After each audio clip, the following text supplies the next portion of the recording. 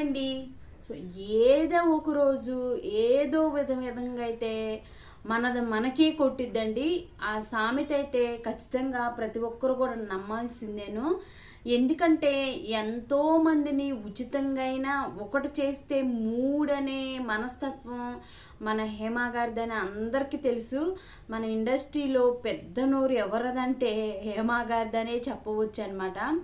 మొత్తానికైతే ఈరోజు ఎన్ని అబద్ధాలండి. ఒక అబద్ధాన్ని కవర్ చేసుకోవటానికి పిలకలు పుట్టించినట్లుగా పుట్టిస్తూనే ఉందన్నమాట ఆమె అబద్ధాలు. ఫైనల్గా అందరేమన్నా గుడ్డు వల్ల అందరికి కళ్ళు లేవా, ఆమె ఒక్కదానికే కళ్ళు ఉన్నాయా, ఆమె ఒక్కరే క్లవర్ అనుకుంటుందో. మొత్తానికైతే పోలీసులు అరెస్ట్ చేసేసారండి మన హేమ గారిని అయితే. ఇకపోతే మనకి బాగా సంచలనం సృష్టించింది రేవు పార్టీ కదండి. డబ్బులు లేనోళ్ళు లేక ఏడుస్తా, తినటానికి తిండి లేక, ఉండటానికి ఇల్లు లేక, ఒక పూట తిని ఒక పూట పస్తులు పడుకొని పిల్లల్ని ఎలా సాక్కోవాలో తెలియక నానా విధాల కష్టాలు పడుతుంటే ఒక్కరు సాయం చేయరు. కానీ దరిద్రులు ఈ రేవు పార్టీలని పబ్బులని తాగి తందనాలాడి చిందులేసి ఆ డబ్బులు తగలబెట్టి అలా ఎంజాయ్ చేస్తూ ఉంటారు. సో కొంతమంది బాగానే లేని వాళ్ళకి హెల్ప్ చేస్తూ, కొంతమంది ఉన్న వాటిలోనే హెల్ప్ చేస్తున్న వాళ్ళు చాలామంది ఉన్నారండి. ఇంకపోతే మన దేశం ఆల్రెడీ కరువులోకి వెళ్తుందిరా బాబు అనేసి అనుకుంటే ఈ డబ్బు ఉండి డబ్బుని ఏం చేయాలో ఇలా పోనీ ఉపయోగం వచ్చే పోనీ వేయకపోతే దానాలు చేయిపోయారు. కనీసం వీటి వలన ఏంటి పేరు పోయిద్ది, పరువు పోయిద్ది, ఆరోగ్యము పాడైపోయిద్ది. ఎన్ని పాడవుతాయనండి. డ్రగ్స్ అని ఈ మనకి ఇది కొత్త ఏమి కాదు.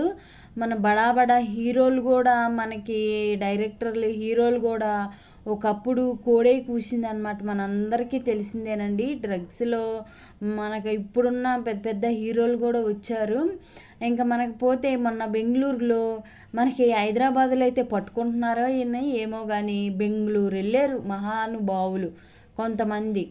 ఇంకా బెంగళూరులో వెళ్ళి అక్కడ తాగి తందునాలాడి చిందులేసి ఇచ్చేస్తే మరి ఊరుకుంటారా?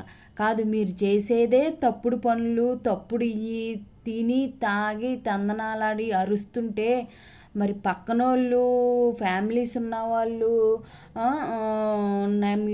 మిడ్ నైట్లు అరుస్తుంటే ఊరుకుంటారా? ఎందుకు ఊరుకుంటారు?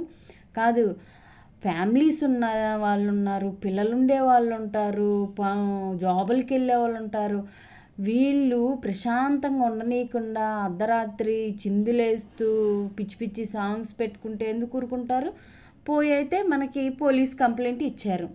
వాళ్ళు పోలీస్ కంప్లైంట్ ఇస్తే రైడ్ చేశారు. ఆల్రెడీ డ్రగ్స్ తీసుకోవద్దని అందరూ మన హైదరాబాద్కే కాదు ప్రతి ఒక్కరు కూడా చెప్తారు, డ్రగ్స్కి అడిక్ట్ కావద్దు అనేసి చెప్తున్నారు. గొప్పోళ్ళు వెళ్ళి పట్టుకున్నాలో కొంతమంది ఎవరో ఇప్పుడిప్పుడు వస్తున్న హీరోయిన్ ఒకటి మన ఆంటీ గారు, హేమ ఆంటీ గారు అయితే ఇంకా పట్టుబడ్డారు. ఆమెది అంత అతి ఉత్సాహము, అలానే అతి తెలివి కదా ఆమెది.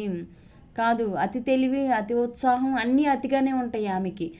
ఈమె పట్టుబడింది ఊరికుండకుండా ఎంత ఓవర్ యాక్షన్ అంటే అసలు ఆమెది. అసలు ఇలాంటి వాళ్ళని చూస్తే చాలా కోపం వచ్చిద్ది. ఆమె చిల్లు అవుతుందంట. ఏమ్మా, నీకు ఈడు పిల్ల ఉంది, రేపు పెళ్ళి చేయాలి, చిల్లు అవుతుందంట. ఆమె చక్కగా వెళ్ళి ఒక ఫోన్ పట్టుకొని ఎవరినో వీడియో తీయమంటూ ఏదో పెద్ద ఇదిలాగా, హలో అండి, నేను ఎక్కడికి వెళ్ళలేదు, నేను ఇక్కడే ఉన్నాను, ఫామ్ హౌస్లో ఉన్నాను, చిల్లు అవుతున్నాను. చిల్లు కావాలా తల్లి నీకు? ఓ పక్క సినిమాలు లేవు, ఓ పక్క నీ అంత కూతురు ఉంది, పెళ్ళి రేపో మాపో పెళ్ళి చేయాలి, చిల్లు అవుతుందంట. చిల్లు, డబ్బులు ఉండవు, ఏమీ ఉండవు. అంటే షూటింగ్స్ లేకపోతే ఎవరికైనా డబ్బులు తక్కువే ఉంటుంది. మరి ఉన్న దాంట్లో ఇది చేయకుండా చిల్లు అవుతుందంట. ఈ ఏజ్లో నీకు చిల్లింగ్ అవసరమా తల్లి? ఇప్పుడు అయిందిగా, పెద్ద బొక్క అయింది కదా నీకు.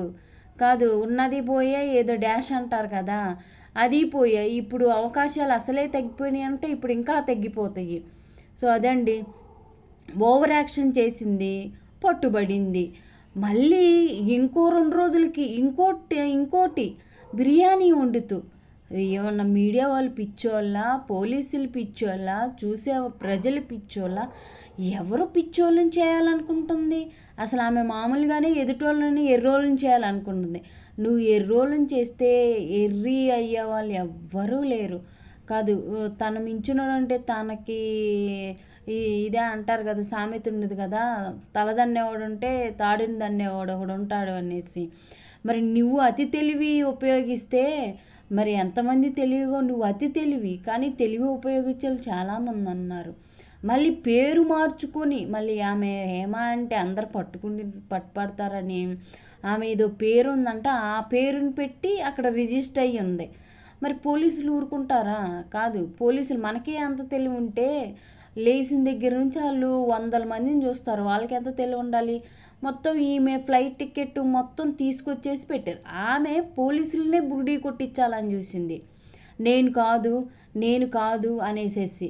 మరి వాళ్ళు ఎందుకు ఊరుకుంటారు? ఇవి మొత్తం బయట పెట్టేశారు. నువ్వు మాస్క్ కట్టుకున్నంత మాత్రాన ఉండదా ఏంటి? మొత్తం మాస్క్ తిప్పేసి ఆమె ఏదైతే ఫోన్లో పట్టుకొని, నేను రేవుల పార్టీలో లేను, నేను ఇక్కడే ఫామ్ హౌస్లో ఉన్నాను, చిల్ అవుతున్నాను అన్న వీడియో, పోలీసులు వదిలిన డ్రెస్సు 2 కూడా ఒకటే అయిపోయింది, బుక్ అయిపోయింది. అది ఊరుకునిద్దా? పోలీసులకే మాయ లేడీలాగా మాయ చేయాలనుకుంది. వాళ్ళ ఫోటోనే బయట పెట్టేసేసారు. ఇంకా తీరా మళ్ళీ ఎందుకు ఊరుకుంటారు? వీళ్ళందరూ నమూనాలు సేకరించారు. నమూనాలు సేకరిస్తే మన అక్కయ్య గారికి, లేడీ అక్కయ్య గారికి బయటపడింది డ్రగ్స్ ఉన్నాయని. మరి పోలీసులు పిలిచినప్పుడు వెళ్ళాలి కదా, నేను తప్పు చేయలేను, నేను శుద్ధపోసని, అది అని ఒప్పుకుంది. పోలీసులు నోటీసులు ఇచ్చినప్పుడు వెళ్ళాలి కదా, వెళ్ళలేదు. వెళ్ళకుండా మళ్ళీ మీడియాతో కూడా అంతే, మీడియాతో కూడా ఆమె ఇంకా అదే నోరు మంచిదైతే ఊరు మంచిది అంటారు కదా, ఆమె నోరు మంచిది కాదు, ఏది మంచిది. మీడియాతో కూడా నేను అందరినీ తేలుస్తాను, ఎద్ది ఇంకేముంది, అయిపోయింది. పోయి ఇప్పుడు మన పోలీసులు అయితే పట్టుకున్నారు. బెంగళూరు పోలీసులు ఖచ్చితంగా రావాల్సిందే అనేసి చెప్పారు. ఈమె తెలుగు చూడు, మహానటి అయినా కొంచెం నటించింది. ఈమెకి అతి తెలివి అన్నమాట. దాన్ని వెళ్ళేసేసి గురకాలు అటెండ్ అయింది. పోలీసులు ఊరుకుంటాను, నువ్వు గురకా తీసేసేయమని చెప్పారు. గురకా తీసింది. అమ్మగారు నిజస్వరూపం బయటపడింది. సరే, బయటపడింది, గమ్మును కూర్చుందా. వచ్చేటప్పుడు మీరు ఇప్పుడు ఏమంటారంటే నేను ఏ తప్పు చేయలేదంట. అంటే పోలీసులు తప్పుడోళ్ళు కాదు, మరి డ్రగ్ నిర్ధారించిన వాళ్ళు తప్పుడోళ్ళు, ల్యాబ్ వాళ్ళు తప్పుడోళ్ళు. కానీ నువ్వు ఒక్కదానివే మంచిదానివా? ఇంతమంది తప్పుడోళ్ళు అయ్యి నేను ఏ తప్పు చేయలేదని మళ్ళీ వ్యాన్ ఎక్కేటప్పుడు నేను ఏ తప్పు చేయలేదని అంటుంది. అంటే ఎంతమంది పిచ్చోళ్ళ, నువ్వు ఒక్కదానివే తప్పు చేయని పెద్ద మనిషివా? ఏమన్నా మాట్లాడుతుంది అసలు. ఆమె అంటేనే పెద్ద ఇదని ఇండస్ట్రీలో ఉంది పేరు. దానికి తోడు నేనే తప్పు చేయలేదు అన్నీ బయటకు వస్తాయి. ఏం బయటకు వస్తున్నాయమ్మా? కాదు, నీ బాడీలో డ్రగ్స్ ఉన్నాయి అని చెప్పిన ల్యాబ్ తప్ప, లేకపోతే నువ్వేనని నిర్ధారించిన పోలీసులు తప్ప, అవన్నీ వింటున్న ప్రజలకు తప్ప, ఎవరో తప్పు తల్లి? ఇప్పుడు చెప్పు. 14 రోజులు రిమాండ్ విధించారు. ఈ 14 రోజులు అసలే డ్రగ్ కేసు కదా. ఈ దరిద్రం ఏంటంటే ఇక్కడ తప్పు చేసినోడు ఎట్లయినా తప్పించుకొని బయటకు వస్తున్నారు. డబ్బు ఉండిద్ది, ఏదో ఒకటి చూపిస్తారు, కొనేస్తారు, వచ్చేస్తున్నారు. పాపం అన్యాయంగా బలయ్యేవాడు లోపలే ఉంటున్నాడు. ఇదండి మన దౌర్భాగ్యం, మన దేశ దౌర్భాగ్యం. ప్రస్తుతానికి కూడా ఇలానే ఉంది. 14 రోజులు రిమాండ్ అంది. అసలే కిలాడి లేడీ కదా, 14 రోజులు ఏం చేసుకునిద్దో మరి, బయటకు వచ్చేసింది. లేదా డ్రగ్ బాధితులని బయటకు పంపించేసేస్తారు, అయిపోయింది. ఏదేమైనా మన పేరు పోయింది కదా, కాదు పేరు పోయింది కదా. ఏ మాత్రం కూడా ఆమెకి నేను తప్పు చేశాను, దొరికిపోయానని గిల్టీ కానీ అసలేదు.